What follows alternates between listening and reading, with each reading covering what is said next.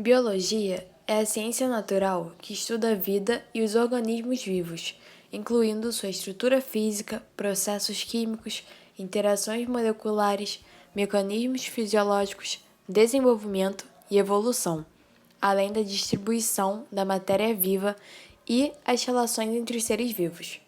Apesar de sua complexidade, certos conceitos unificadores a consolidam em um campo único e coerente. A biologia reconhece a célula como a unidade básica da vida, os genes como unidade básica da hereditariedade e a evolução como um motor que impulsiona a origem e extinção das espécies. Os organismos vivos são sistemas abertos que sobrevivem transformando energia e diminuindo sua entropia local para manter o equilíbrio dinâmico, vital, definido como homeostase.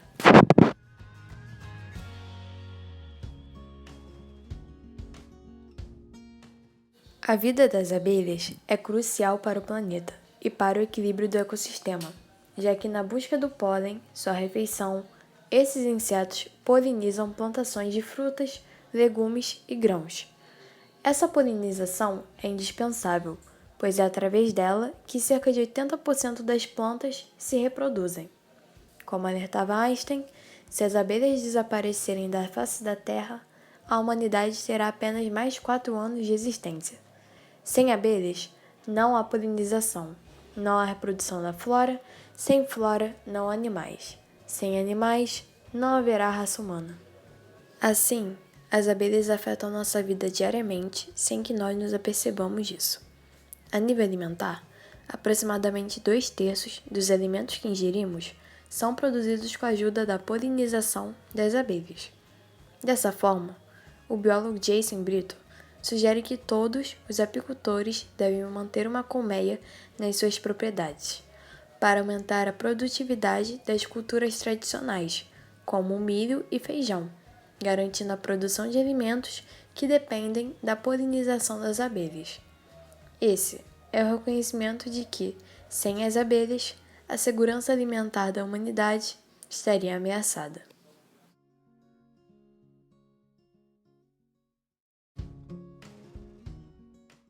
Espécie é o conceito fundamental da biologia que designa a unidade básica do sistema taxonômico utilizado na classificação científica dos seres vivos. Para Darwin, as espécies, bem como gêneros, são como meras combinações artificiais feitas por conveniência. População é o conjunto de indivíduos de uma mesma espécie que habita numa determinada área, num espaço de tempo. Já a comunidade é formada por todos os organismos que vivem em uma área, em um determinado período de tempo, ou seja, todas as populações viventes de uma região. Ecossistema é definido como sendo um conjunto formado por comunidades bióticas que habitam e interagem em determinada região e pelos fatores abióticos, que exercem influência sobre essas comunidades. Biosfera ou ecosfera é o conjunto de todos os ecossistemas da Terra, sendo o maior nível de organização ecológica. Ela inclui a biota e os compartimentos terrestres com os quais a biota interage, assim como seus processos e inter-relações.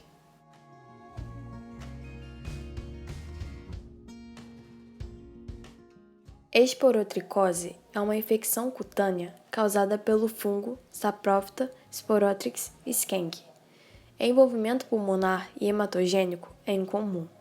Os sintomas consistem em nódulos subcutâneos que se disseminam por via linfática e evoluem para abscessos e úlceras. O diagnóstico é por cultura. O tratamento é com itraconazol e anfotericina B. Infecções linfocutâneas são as mais comuns. Podem ocorrer em qualquer órgão do corpo, mas caracteristicamente envolvem mão e braço, embora lesões primárias possam ocorrer em superfícies expostas dos pés ou da face. Uma lesão primária pode aparecer como uma pápula pequena e não sensível, ou, ocasionalmente, como um nódulo subcutâneo que eventualmente se torna necrótico. e algumas vezes úlcera. Tipicamente, alguns dias ou semanas mais tarde, uma cadeia de linfonodos que drena a área afetada começa a aumentar de tamanho de forma vagarosa e progressiva, formando nódulos subcutâneos móveis. Se não tratada, a pele se torna avermelhada e pode, mais tarde, necrosar, ocasionando algumas vezes abscesso, ulceração e infecção secundária bacteriana.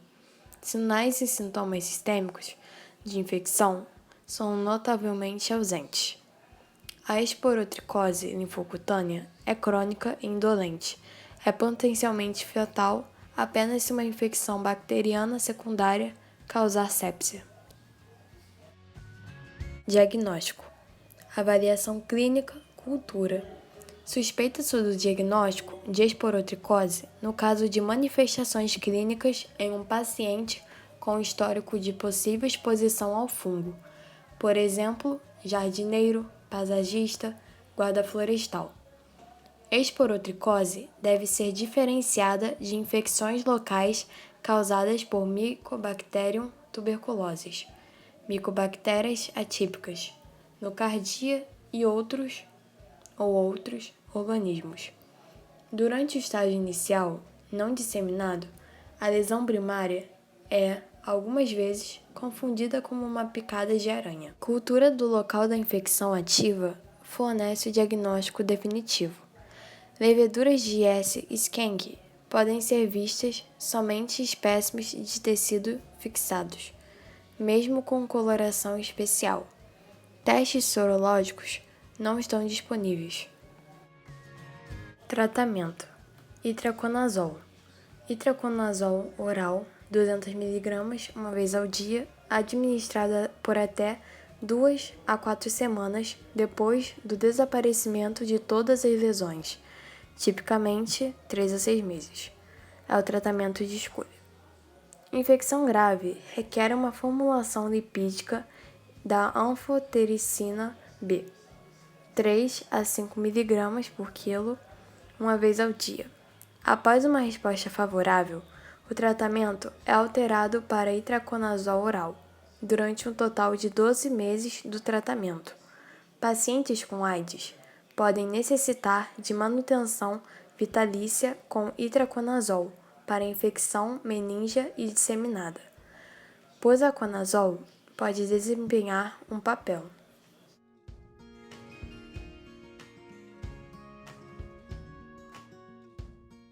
Células procariontes são células que apresentam membrana plasmática, parede celular, citoplasma, material genético denominado nucleoide, e elas não têm núcleo.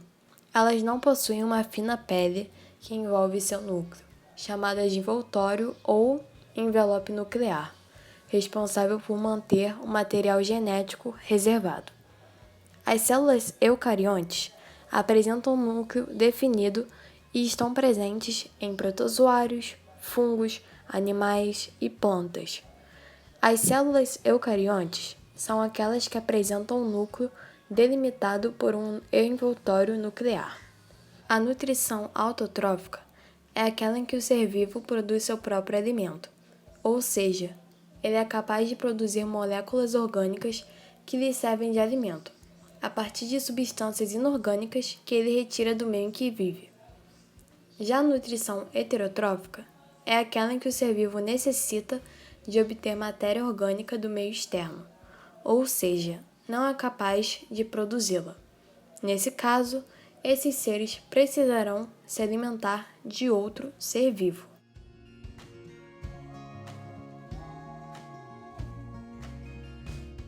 Meiose é o processo de divisão celular através do qual uma célula tem o seu número de cromossomos reduzido pela metade. Nos organismos de reprodução sexuada, a formação de seus gametas ocorre por meio desse tipo de divisão celular. Já a mitose é uma etapa na qual as células eucarióticas dividem seus cromossomos entre duas células menores do corpo. Esse processo dura em geral 52 a 80 minutos e é dividido em 4 fases: prófase, metáfase, anáfase e telófase. É uma das fases do processo de divisão celular ou fase mitótica do ciclo celular.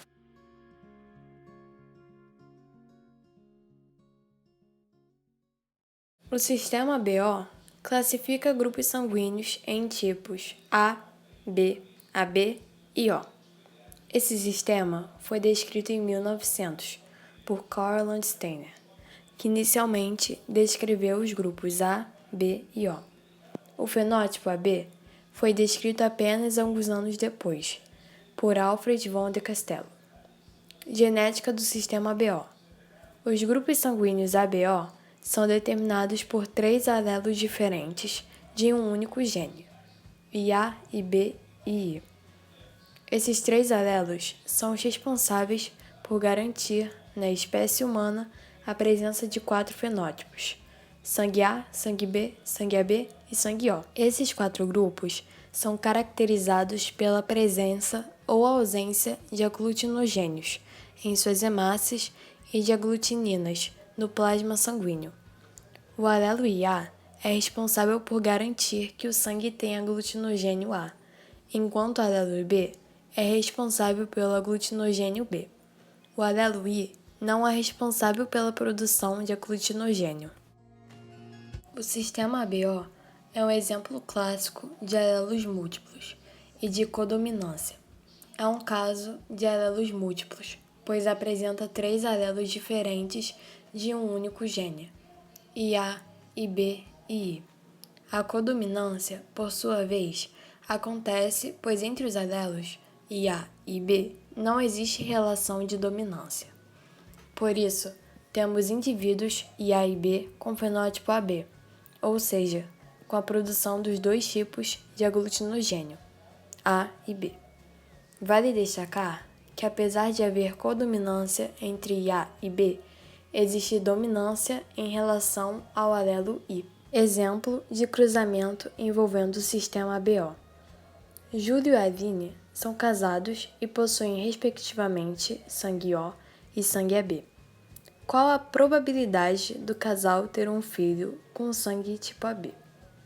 Resolução: Júlio possui sangue tipo O, logo seu genótipo é I. Aline possui sangue AB, portanto seu genótipo é IA e B. Observe a seguir o quadro de Punnett. Espécies de tabela em que é possível separar os possíveis gametas e descobrir os genótipos dos descendentes, mostrando esse cruzamento. Após a realização do cruzamento, podemos perceber que não existe a possibilidade desse casal ter filhos com o tipo sanguíneo AB, sendo possível apenas o sangue dos tipos A e B.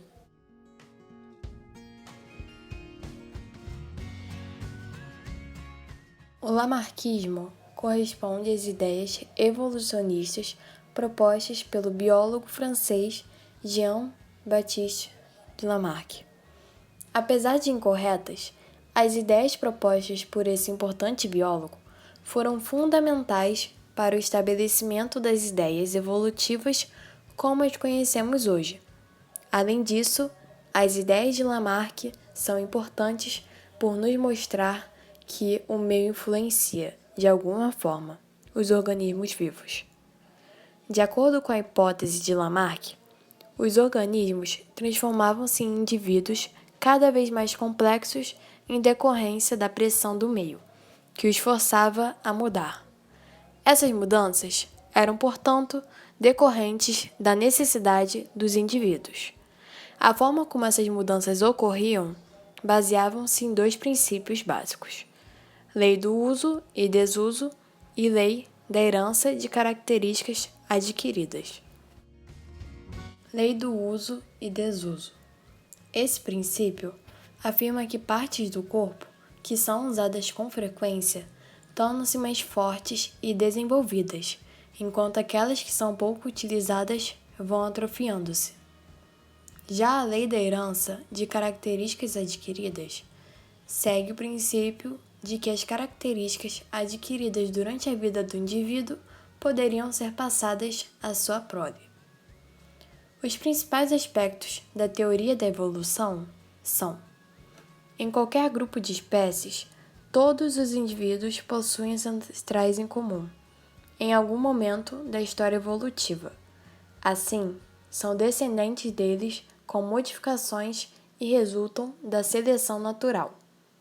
Indivíduos da mesma espécie, mesmo que parentes próximos, possuem variações entre si, o que é resultado de mutações ou reprodução sexuada.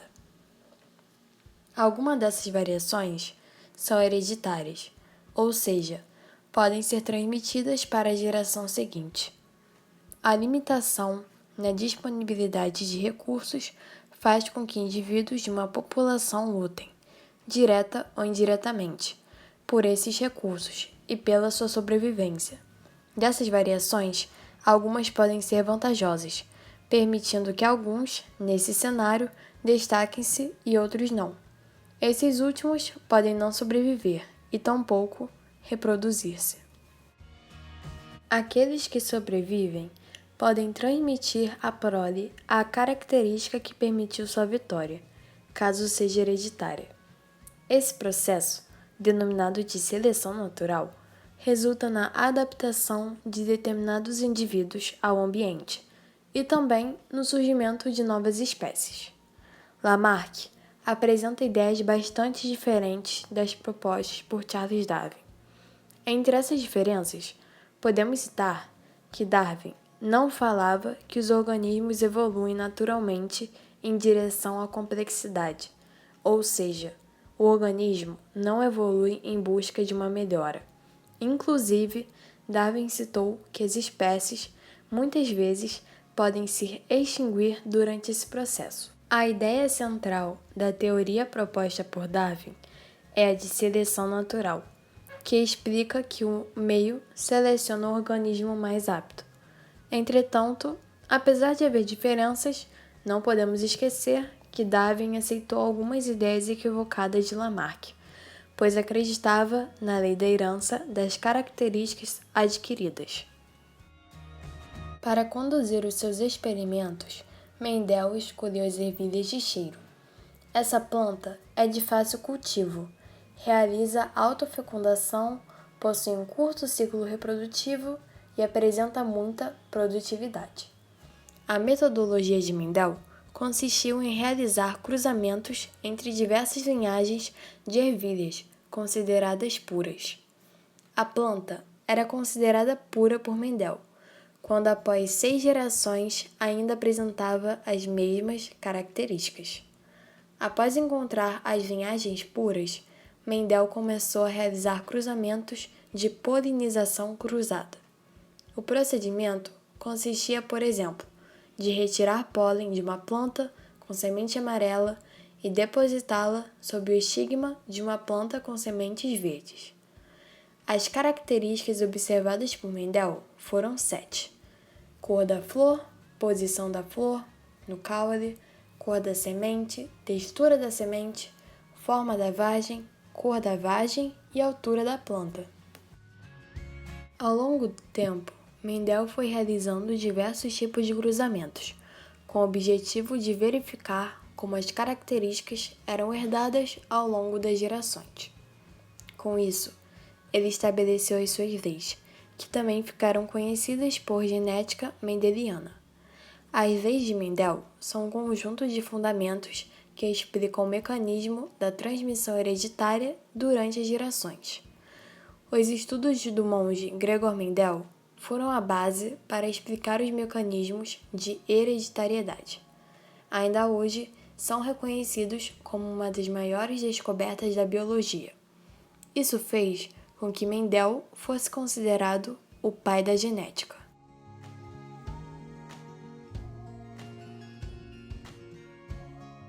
Geração espontânea foi uma teoria, hoje desacreditada e obsoleta, que considerava possível a formação espontânea de determinados seres vivos a partir de matéria orgânica, de matéria inorgânica ou de uma combinação de ambas. Essa formação ocorreria sem necessidade da intervenção de qualquer tipo de propágulo. gameta ou outra qualquer forma de reprodução a partir de indivíduos pré-existentes da mesma espécie.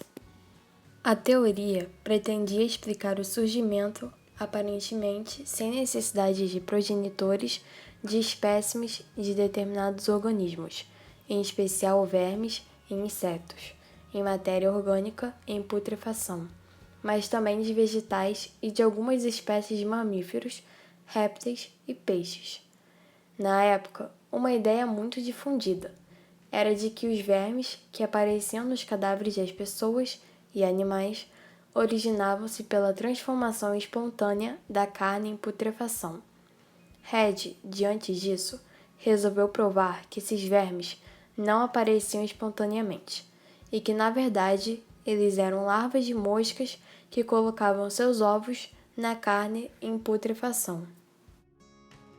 Segundo Red narra em seu livro Experimentos sobre a Geração de Insetos, a ideia de que as larvas surgiam de moscas veio do poema épico Ilíada.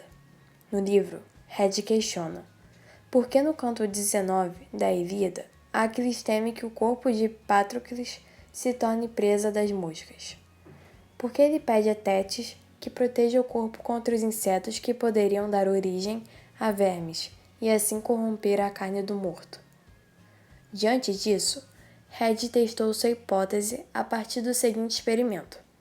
Pegou frascos de boca larga e em cada frasco colocou o cadáver de um animal. Alguns frascos foram tampados, com uma gaze muito fina, enquanto os outros frascos ficaram totalmente abertos. Passados alguns dias, Red verificou que nos frascos destampados, nos quais as moscas entravam e saíam livremente, o cadáver estava repleto de vermes, e nos frascos tampados, ele observou que não havia surgido nenhum verme.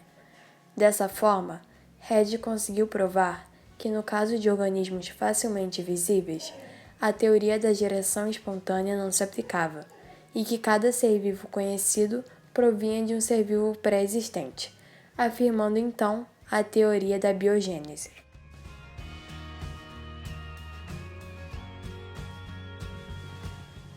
As primeiras classificações: Aristóteles e Linneu. Aristóteles, pelo que se sabe, foi o primeiro a classificar os seres vivos. Ele dividiu-os em dois grupos, animais e plantas, que teriam subgrupos organizados de acordo com o ambiente que viviam, sendo caracterizados como aéreos, terrestres ou aquáticos. Mais tarde, vários cientistas criaram sistemas baseados no que Aristóteles havia feito. O naturalista sueco Carl von Linné, mais conhecido como Linneu, definiu como critério de classificação as características estruturais e anatômicas. Classificação dos seres vivos. Linneu era criacionista e acreditava que o número de espécies era fixo e imutável, tendo sido definidos por Deus no momento da criação. Assim, os animais eram agrupados apenas de acordo com as semelhanças corporais e as plantas segundo a estrutura das suas flores e frutos. Linneu desenvolveu também um método para nomear as espécies, a nomenclatura binomial, publicada no seu livro Systema Naturae, que é aceita até hoje. Surgimento dos reinos. Em 1866, o biólogo alemão Ernst Haeckel sugeriu que fossem criados os reinos Protista e Monera, além dos reinos já existentes, animal e vegetal.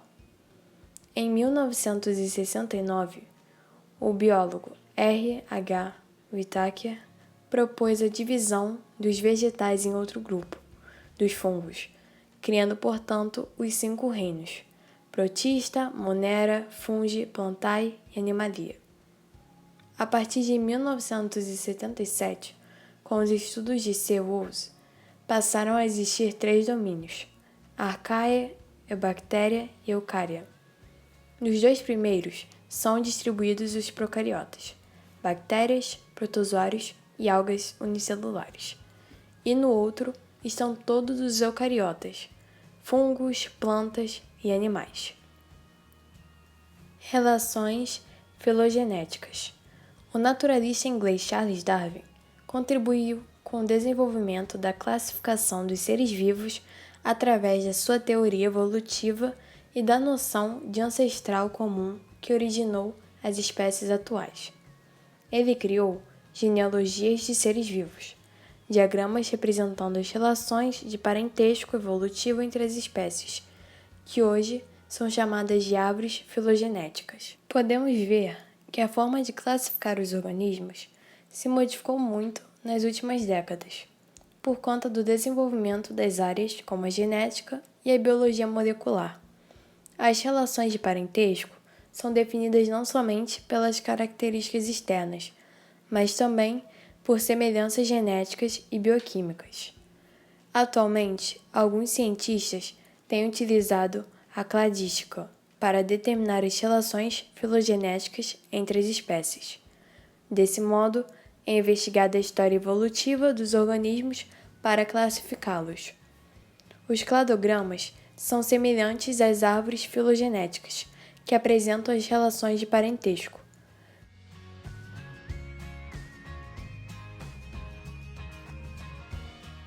Briófitas são organismos multicelulares autótrofos de pequeno porte, a grande maioria não ultrapassa 30 centímetros. Vivem em ambientes úmidos e sombreados. Não possuem sistema de vasos condutores. A grande maioria das espécies é terrestre de ambiente úmido e sombreado, como musgos, hepáticas, antóceros. As pteridófitas são um grupo de vegetais vasculares parafiléticos sem sementes, com representantes de grande porte, que podem atingir 20 metros, e representantes de porte pequeno e herbáceo, com um corpo composto por raiz, caule e folhas. Incluem samambaias, avencas e cavalinhas, entre outras formas. As gimnospermas são plantas vasculares que possuem sementes, mas que se diferenciam das outras por não possuir o fruto que envolve a semente, diferenciando-se assim das angiospermas, que têm suas sementes envoltas por um fruto, gerado por um ovário. As angiospermas são plantas espermatófitas cujas sementes são protegidas por uma estrutura denominada fruto, também conhecidas por magnoliófitas ou antófitas. São o maior e mais moderno grupo de plantas, englobando cerca de 250 mil espécies. Elas possuem raiz, caule, folha, flores, semente e fruto.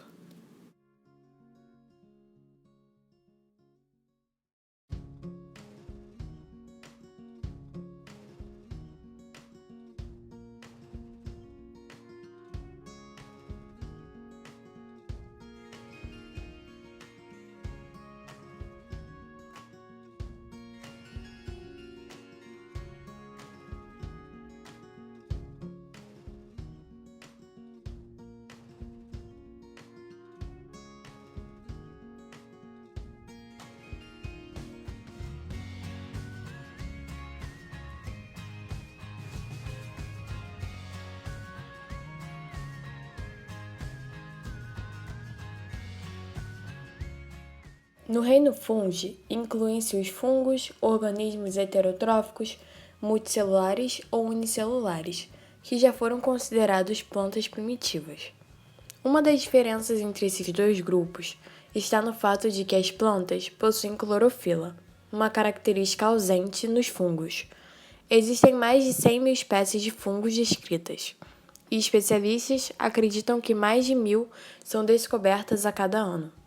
Essas espécies apresentam um papel ecológico importante, atuando, por exemplo, com bactérias no processo de decomposição. Além disso, algumas apresentam um grande potencial econômico e outras são responsáveis por desencadear doenças no nosso corpo. Como representantes conhecidos dos fungos, podemos citar os mofos, bolores e cogumelos. Os fungos são organismos heterotróficos e eucariontes que podem ser unicelulares ou multicelulares. A grande maioria das espécies é filamentosa, sendo esses filamentos denominados de rifas. Alguns fungos são formados por várias rifas densamente unidas, que formam o chamado micélio. O micélio pode ser observado em cogumelos, por exemplo. A maioria dos fungos apresenta rifas septadas, ou seja, que são divididas pelos chamados septos. Os septos são paredes transversais perfuradas por um poro que permite a comunicação entre as células, garantindo a passagem até mesmo de organelas celulares. As rifas que não apresentam esses septos recebem a denominação de asseptadas ou sinocíticas. Nelas, o que se observa é um grande citoplasma contínuo com vários núcleos espalhados. Nos fungos parasitas, as rifas são chamadas de haustórios e são capazes de retirar do seu hospedeiro as substâncias necessárias para o desenvolvimento delas. Como citado, nem todos os fungos são filamentosos, existindo fungos unicelulares, como é o caso das leveduras. Vale destacar que as leveduras, apesar do que muitas pessoas pensam, não são um grupo taxonômico, estando relacionadas apenas com a forma morfológica do crescimento. Existem cerca de 600 espécies de leveduras conhecidas. As células que formam os fungos apresentam paredes celulares ricas em quitina, um tipo de polissacarídeo encontrado também nos esqueletos de artrópodes. Quando falamos em parede celular, muitas pessoas relacionam com a encontrada nas plantas. Porém, a composição da parede celular dos fungos é diferente da dos vegetais, pois nesses últimos encontramos a presença de celulose. Cultura de bolor no pão. O bolor, ou mofo, é uma designação comum dada a fungos filamentosos que não formam estruturas semelhantes a cogumelos. Eles vivem principalmente em lugares úmidos e escuros. Bolores crescem sobre pão velho, frutas podres, couro, madeira, papel e muitos outros materiais. Certos tipos de bolores podem causar mal à saúde humana. No entanto, algumas espécies desses fungos são benéficas, sendo muito utilizadas na produção de queijos, como o gorgonzola, e em medicamentos, como a penicilina. O gênero do bolor preto do pão é Rhizopus. Ele é formado por vários fungos que se alimentam dela. Esse tipo de transformação química recebe o nome de decomposição.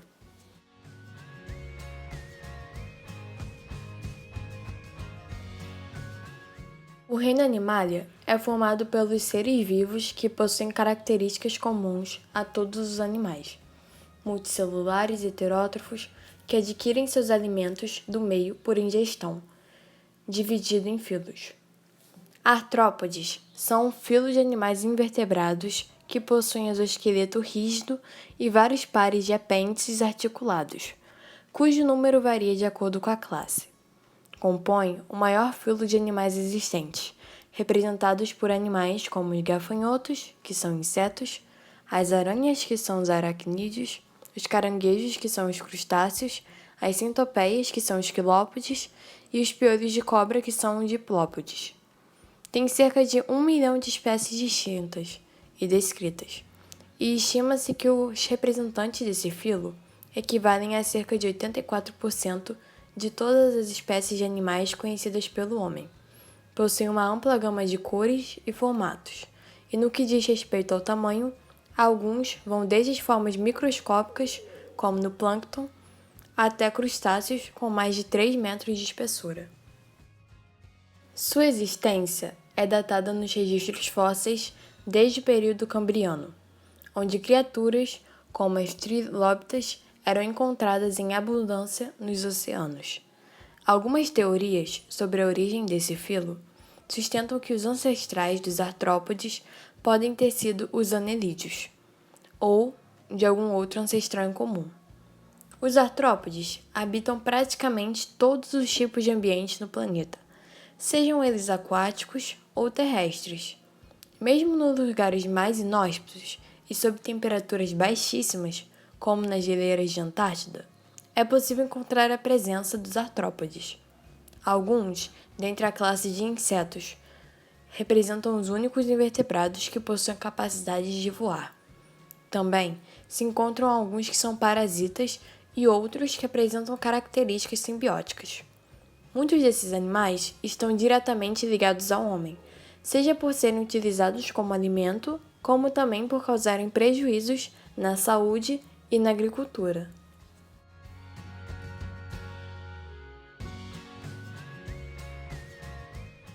A espermatogênese é o processo fisiológico no qual se produzem os espermatozoides a partir de células germinativas.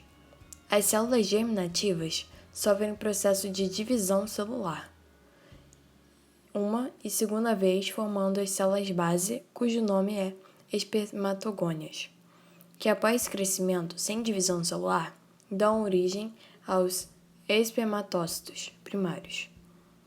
Estes sofrem divisão meiótica e formam 2 espermatócitos secundários. Cada um desses espermatócitos secundários divide-se em 2 espermatídeos. Esses diferenciam-se através de um processo chamado espermiogênese em espermatozoides. Assim, cada espermatócito primário dá origem a 2 células. Os espermatócitos secundários e os 2 espermatócitos secundários dividem-se e diferenciam-se em 4 espermatozoides. Os espermatozoides são os gametas masculinos em muitos organismos de reprodução sexuada. Desse modo, a espermatogênese é a vertente masculina da gametogênese, sendo essencial para a reprodução sexual. Nos mamíferos, ocorre nos túbulos seminíferos, nos testículos. A espermatogênese é altamente dependente de condições ótimas, nomeadamente a temperatura, para que ocorra corretamente. A metilação do DNA e a modificação das histonas têm um papel na regulação desse processo. A espermatogênese tem início na puberdade e em circunstâncias normais, continua ininterruptamente até a morte, embora haja tendência para diminuição na quantidade de esperma produzido com o aumento da idade. A ovogênese. Nos ovários encontram-se agrupamentos celulares chamados folículos ovarianos de Graafi, onde estão as células germinativas, que originam as gametas, e as células foliculares, responsáveis pela manutenção das células germinativas e pela produção dos hormônios sexuais femininos. Nas mulheres, apenas um folículo ovariano entra em maturação a cada ciclo menstrual, período compreendido entre 2 menstruações consecutivas e que dura em média 28 dias. Isso significa que, a cada ciclo, apenas um gameta torna-se maduro e é liberado no sistema reprodutor da mulher. Os ovários alternam-se na maturação dos seus folículos, ou seja, a cada ciclo menstrual, a liberação de um óvulo ou ovulação acontece em 1 ou 2 ovários. A ovogênese é dividida em 3 etapas. A primeira etapa é a fase de multiplicação ou de proliferação, em que ocorre a fase de mitoses consecutivas, quando as células germinativas aumentam em quantidade e originam ovogônias. Nos fetos femininos humanos, a fase proliferativa termina por volta do final do primeiro trimestre da gestação. Portanto, quando uma menina nasce, já possui em seus ovários cerca de 400 mil folículos de Graafi. É uma quantidade limitada, ao contrário dos homens, que produzem espermatogônias durante quase toda a vida. Fases de crescimento. Logo que são formadas, as ovogônias iniciam a primeira divisão da meiose, interrompida na prófase 1. Passam, então, por um notável crescimento com o aumento do citoplasma e grande acumulação de substâncias nutritivas. Esse depósito citoplasmático de nutrientes chama-se vitelo e é responsável pela nutrição do embrião durante o seu desenvolvimento. Terminada a fase de crescimento, as ovogônias transformam-se em ovócitos primários. Nas mulheres, essa fase perdura até a puberdade, quando a menina inicia sua maturidade sexual. Fase de maturação. Dos 400 mil ovócitos primários, apenas 350 ou 400 completarão sua transformação em gametas maduros, um a cada ciclo menstrual. A fase de maturação inicia-se quando a menina alcança a maturidade sexual, por volta de 11 a 15 anos de idade.